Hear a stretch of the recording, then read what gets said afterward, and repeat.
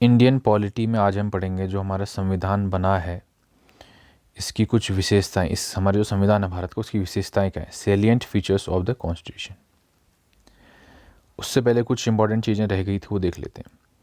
जो हमारा संविधान है 26 नवंबर 1939 को संविधान को आंशिक यानी पार्शली रूप से तथा 26 जनवरी को संविधान को पूर्ण रूप से लागू किया गया।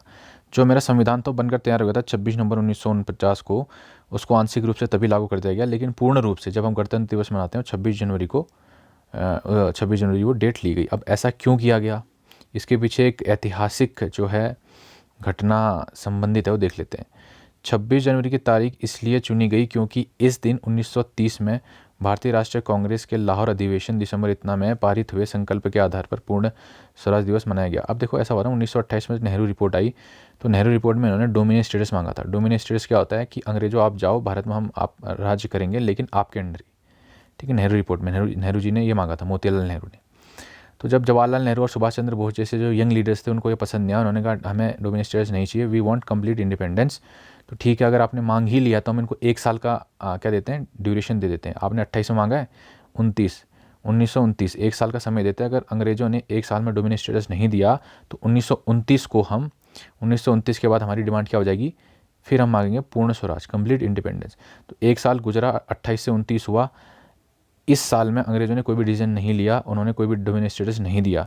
तो दिसंबर में जब 1929 में लाहौर अधिवेशन हुआ था कांग्रेस का, तो इस अधिवेशन में कांग्रेस ने डिसाइड किया कि अगले साल यानी कि 1930 से हर 26 तारीख को हम आपका क्या है, स्वराज दिवस मनाएंगे। एक तरीके से कहते हैं पूर्ण स्वराज दिवस मनाएंगे, स्वतंत्रता दिवस मनाएंगे, ठीक है।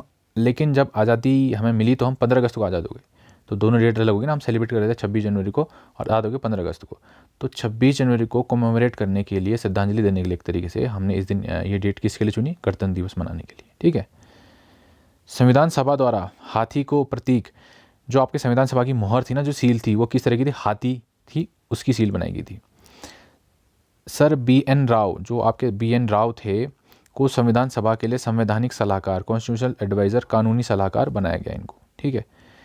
HVR अयंगर को संविधान सभा का सचिव, जो सेक्रेटरी था, संविधान सभा का सेक्रेटरी होता है, किसको बनाया गया, अयंगर जी को बनाया गया, ठीक।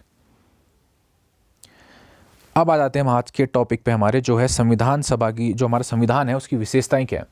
जो भारत का संविधान है ना, वो मतलब ऐसे ही नहीं बना, उसको निचोड़ा गया है। बहुत सारे देशों का संविधान की स्टडी की गई है। जो जो चीज़ें लोगों के हित में हैं, जो जो चीज़ें अच्छी मानी गई, उनको भारत के संविधान में शामिल किया गया। ये कहा जाता है कि लगभग देश के, पूरी दुनिया के 60 ही देशों के संविधान को स्टडी किया गया, उनकी अच्छी बातों को संविधान में आपका सम्मिलित किया गया।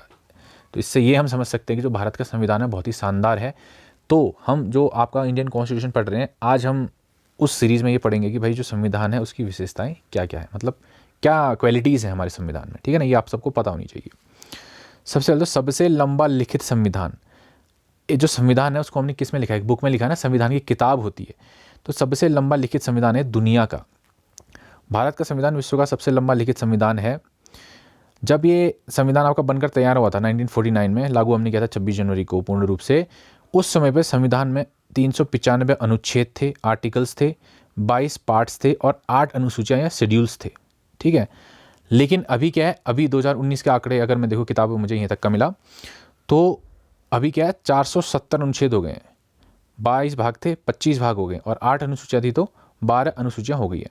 अब बात ये आती है, जो मैंने 3 चीज़ें बोली ना, मैं हर क्लास में भी समझाता हूँ और अभी भी आपको समझा देता हूँ एक बार, कि जो 3 चीज़ें बोली मैंने, एक अनुच्छेद बोला, भाग बोला और अनुसूचियाँ पढ़ी, हम ये रट तो लेते हैं अगर, लेकिन हमें तीनों में डिफरेंस पता नहीं होता है, ठीक है ना। तीनों में डिफरेंस बता देता हूँ तुम्हें आज मैं। देखो, जो अनुच्छेद होता है, मैंने बोला संविधान क्या है, अगर तुमसे पूछे संविधान क्या है, संविधान कुछ नहीं है, किताब है। इसमें लिखा गया कि जो भारत की राज्य व्यवस्था है वो कैसे कैसे लिखी। राज्य व्यवस्था माने हमारा प्रधानमंत्री कैसे चुना जाएगा, इलेक्शन कैसे होंगे, आपके इलेक्शन कमीशन का क्या काम रहेगा, वगैरह वगैरह, छोटी मोटी चीज़ें, राष्ट्रपति कैसे चुना जाएगा, संसद कैसे काम करेगी, वगैरह वगैरह, सारी चीज़ें इसमें लिखी हुई हैं। तो किताब है, इसको हमने संविधान बोल दिया। तो इस किताब में कुछ रूल्स लिखे होंगे ना, कि भाई हमारा देश ऐसा है, इसको ऐसे चुना जाएगा, दूसरा रूल, तीसरा रूल, ठीक है ना। जो ये रूल लिखे हुए हैं 1 2 3 4 5 4 5, तो ये सबसे जो बेसिक आपके पॉइंट्स होते हैं या रूल्स होते हैं, इनको मैंने रूल ना बोल के अनुच्छेद बोल दिया, आर्टिकल्स बोल दिया। समझ क्या कह रहा हूँ।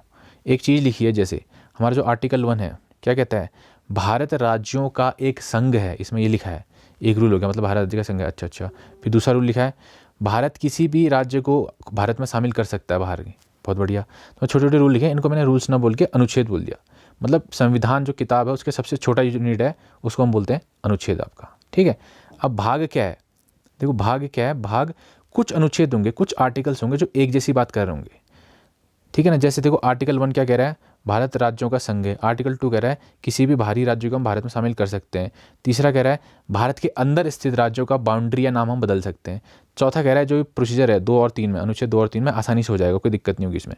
तो कहीं ना कहीं ये 1 से लेकर 4 तक जो आर्टिकल हैं एक जैसी बात कर रहे हैं ना, तो इनको मैंने पकड़ा और एक साथ रख दिया। इनको बोल दिया मैंने क्या है, ये एक भाग है, पार्ट 1 या भाग 1, ठीक है ना। और जैसे आपका आर्टिकल 5 से लेकर आर्टिकल 11 तक किसकी बात करते हैं, नागरिकता की बात करते हैं, तो मैंने बोल दिया भाग 2 हो गया ये। भाग 2 या पार्ट 2 में आर्टिकल 5 से लेकर 11 तक आएंगे, क्योंकि ये एक जैसी बात करते हैं, ये नागरिकता की बात करते हैं।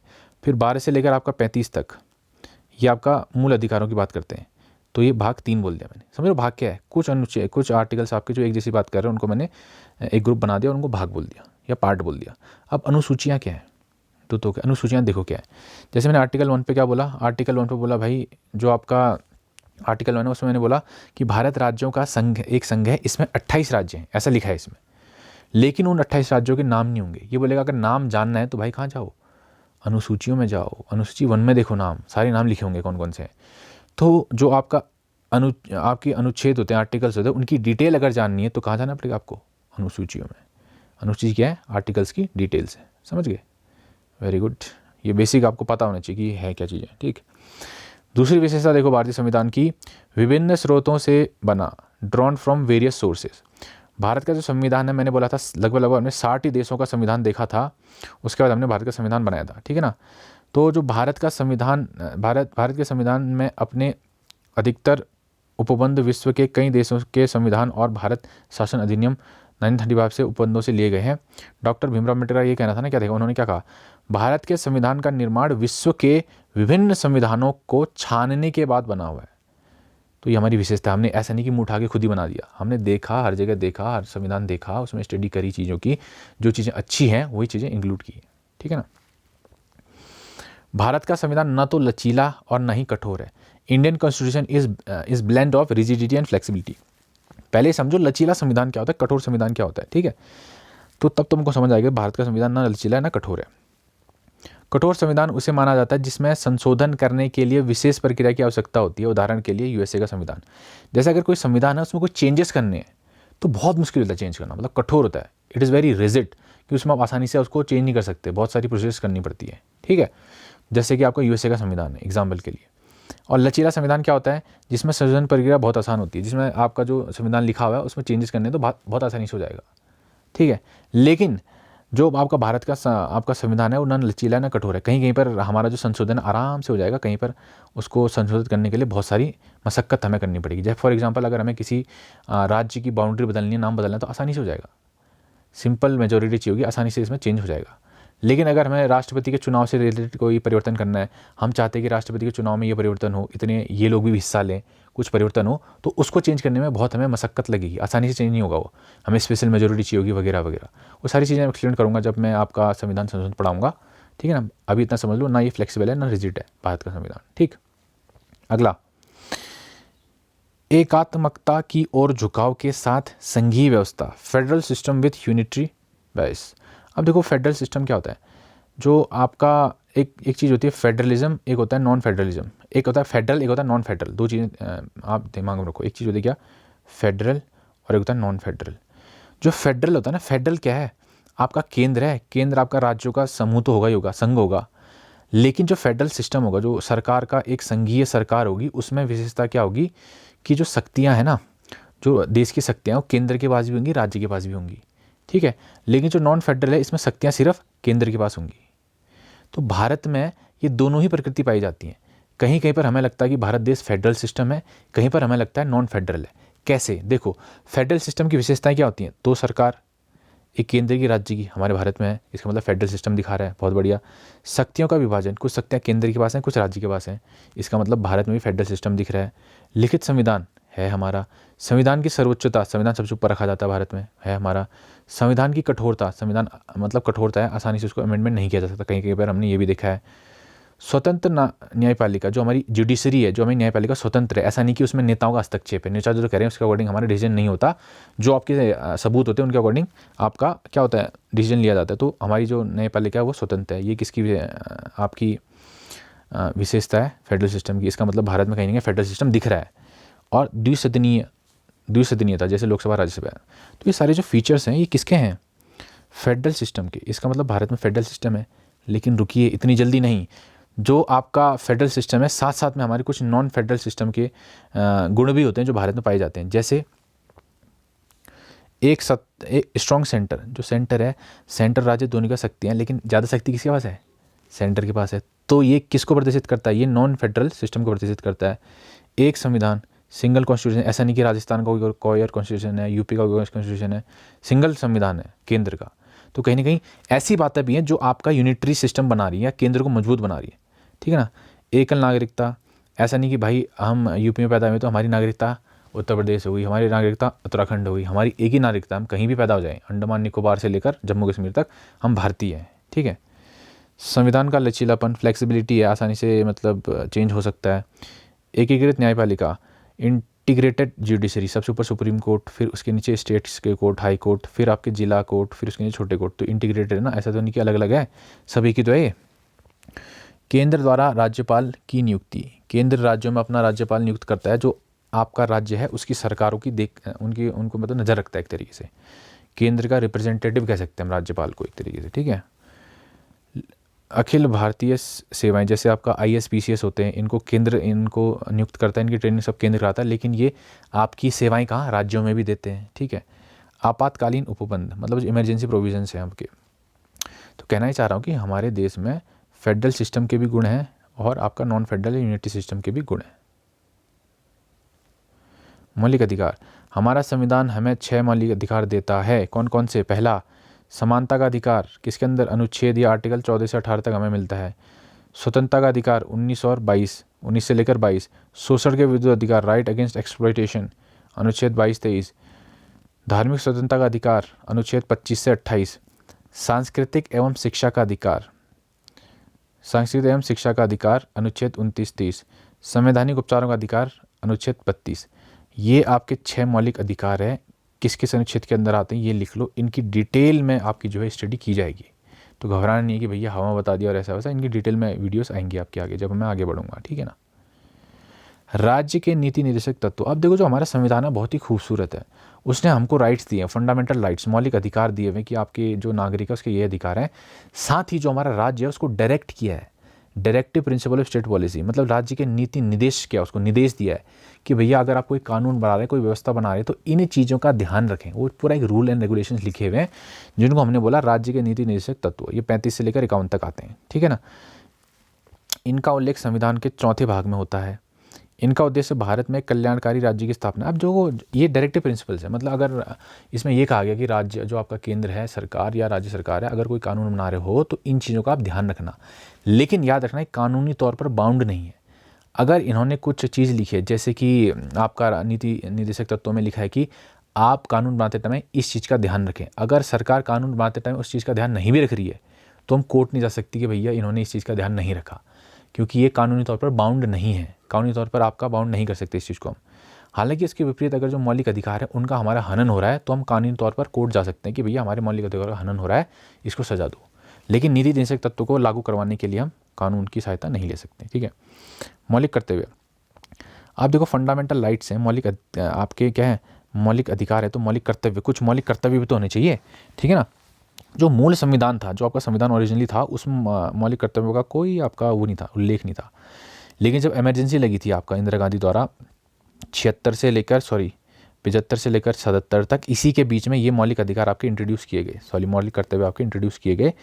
किसके रिकमेंडेशन पे? सरदार स्वर्ण सिंह समिति बनाई गई। इन्होंने रिकमेंड किया कि भैया जो हमारे नागरिक हैं इनको अधिकार तो दिए ही हमने, इनके कुछ कर्तव्य भी होने चाहिए जिनको हम मौलिक कर्तव्य बोलेंगे, और इन्होंने 10 मौलिक कर्तव्य जोड़े आपके। उसके बाद 2002 में 86वें संविधान संशोधन द्वारा, अमेंडमेंट द्वारा एक 11वां मौलिक कर्तव्य भी जोड़ा कि 6 से 14 साल के बच्चों को, अगर आप एक पेरेंट हैं, अगर आप एक अभिभावक हैं, तो 6 से 14 साल तक के बच्चों को शिक्षा देना आपका मौलिक कर्तव्य है। ये जोड़ा गया 11वां। बाकी मौलिक कर्तव्य कौन कौन से, जब मौलिक कर्तव्य चैप्टर पढ़ाऊंगा पूरी डिटेल में आऊँगा।